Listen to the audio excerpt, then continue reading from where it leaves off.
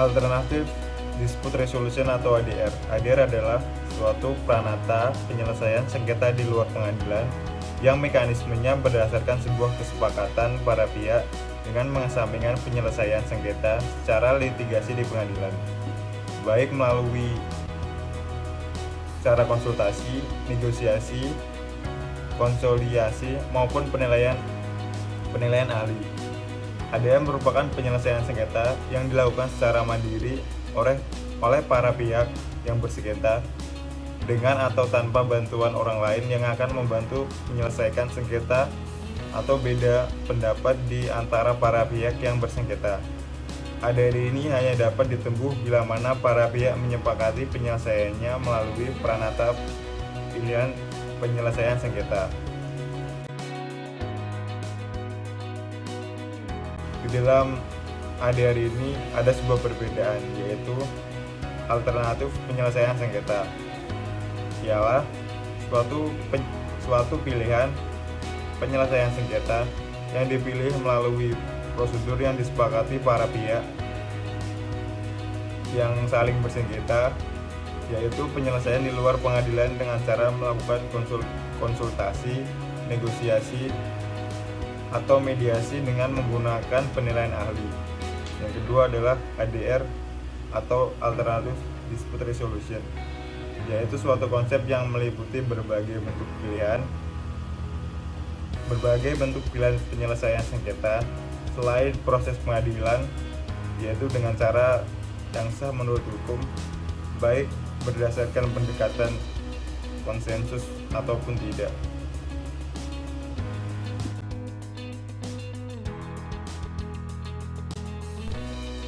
ADR atau dapat disebut juga dengan Alternative Dispute Resolution memiliki beberapa tujuan. Di antaranya adalah tujuan ADR 1. Mengurangi kemacetan pengadilan. Dengan ADR, yang mana dalam hal tersebut ADR merupakan suatu pranata penyelesaian sengketa di luar pengadilan yang mekanismenya berdasarkan kesepakatan para pihak. Jadi kalau menggunakan ADR itu tidak perlu ke pengadilan, jadi dapat mengurangi kemacetan pengadilan. Lalu yang kedua, meningkatkan keterlibatan masyarakat dalam proses penyelesaian sengketa. Apabila dalam proses penyelesaian sengketa tidak dilanjutkan ke pengadilan, maka masyarakat yang terlibat akan semakin sedikit. Lalu juga memperlancar jalur dalam memperoleh pengadilan. Dengan ADR, hasil dari pengadilan akan lebih cepat karena sesuai kesepakatan kedua belah pihak tanpa perlu proses pengadilan. Yang keempat, memperoleh penyelesaian sengketa secara win-to-win solution atau mutual acceptable solution. Karena pada dasarnya ADR tidak dapat dilakukan tanpa kesepakatan dua belah pihak. Maka apabila dua belah pihak telah sepakat untuk melakukan ADR atau Alternative Dispute Resolution, maka kedua belah pihak pasti sudah menyetujui bagaimana bila dilakukan kesepakatan melalui ADR tanpa harus ke pengadilan. Jadi kedua belah pihak juga merasa diuntungkan dan tidak merasa dirugikan.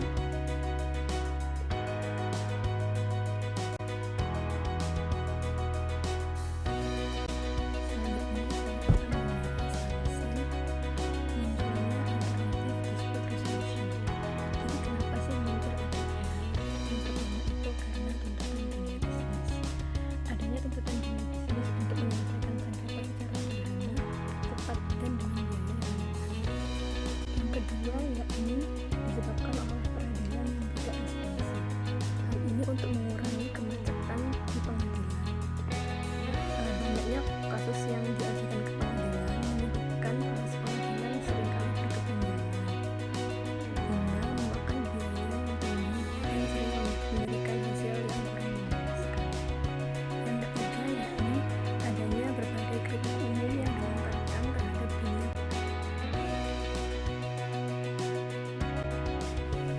Jenis-jenis ADR. Yang pertama, negosiasi. Negosiasi adalah sarana bagi pihak-pihak yang bersengketa untuk mendiskusikan penyelesaiannya tanpa keterlibatan pihak ketiga. Menurut PBI, negosiasi diartikan sebagai penyelesaian sengketa secara damai melalui perundingan antara pihak-pihak yang bersengketa. Melalui negosiasi, para pihak yang bersengketa dapat melakukan suatu proses penjajakan kembali akan hak dan kewajiban para pihak yang bersengketa dengan suatu situasi yang sama-sama menguntungkan. Dengan melepaskan atau memberikan kelonggaran atas hak-hak tertentu berdasarkan pada asas timbal balik. Kesepakatan yang telah dicapai kemudian dituangkan secara tertulis untuk ditandatangani dan dilaksanakan oleh para pihak. Namun, proses negosiasi dalam penyelesaian sengketa terdapat beberapa kelemahan. Yang pertama adalah ketika kedudukan para pihak yang tidak seimbang. Pihak yang kuat akan menekan pihak yang lemah. Yang kedua, proses berlangsungnya negosiasi.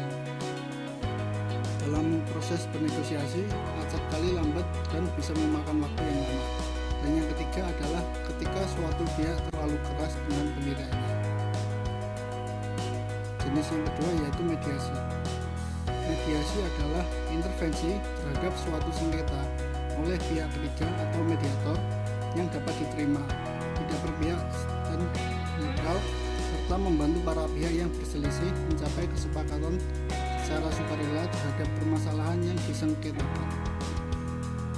Menurut Rahmadi Usman, mediasi adalah cara penyelesaian sengketa di luar pengadilan melalui perundingan yang melibatkan pihak ketiga atau mediator yang bersikap netral dan tidak berpihak kepada pihak-pihak yang bersengketa serta diterima kehadirannya oleh pihak-pihak yang bersengketa. Mediator bertindak sebagai fasilitator. Hal ini menunjukkan bahwa tugas mediator hanya membantu para pihak yang bersengketa dalam menyelesaikan masalah dan tidak mempunyai kewenangan untuk mengambil keputusan. Mediator berkedudukan membantu para pihak agar dapat mencapai kesepakatan yang hanya dapat diputuskan oleh para pihak yang bersengketa. Mediator tidak memiliki kewenangan untuk memaksa, tetapi berkewajiban untuk mempertemukan para pihak yang bersengketa.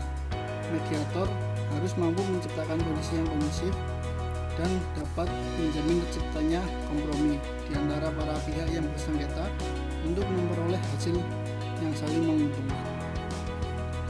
Jenis yang ketiga yaitu konsiliasi.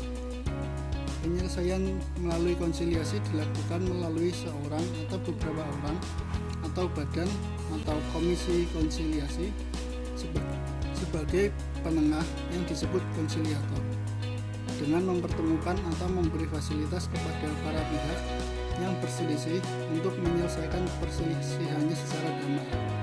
Konsiliator ikut serta secara aktif memberikan solusi terhadap masalah yang diperselisihkan. Jenis yang keempat yaitu arbitrase.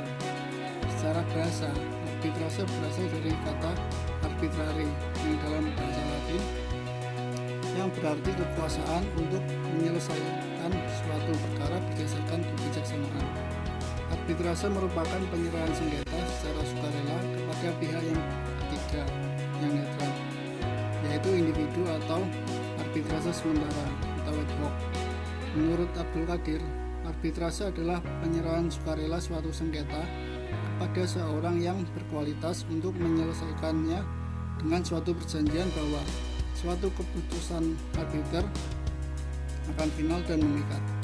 Sedangkan menurut Undang-Undang Nomor 30 Tahun 1999 tentang arbitrase dan alternatif penyelesaian sengketa, pada pasal 1, arbitrase adalah cara penyelesaian suatu sengketa perdata di luar peradilan umum yang didasarkan pada perjanjian arbitrase yang dibuat secara tertulis oleh para pihak yang bersengketa.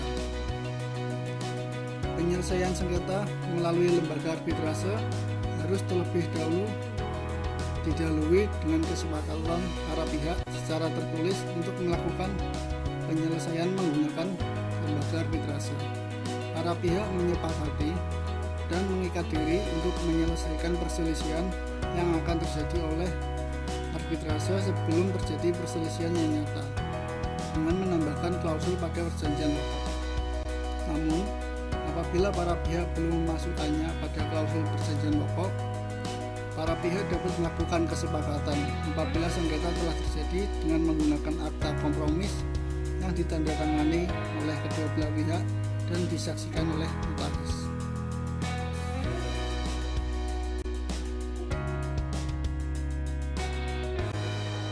Selanjutnya saya akan memaparkan keuntungan dan karakteristik dari ADR. Yang pertama, murah, hubungan baik, sukarela, sesuai kebutuhan, bersifat rahasia, netral, non-judisial, dan cepat. Sekian presentasi dari kelompok kami, lebih kurangnya kami mohon maaf. Wassalamualaikum warahmatullahi wabarakatuh.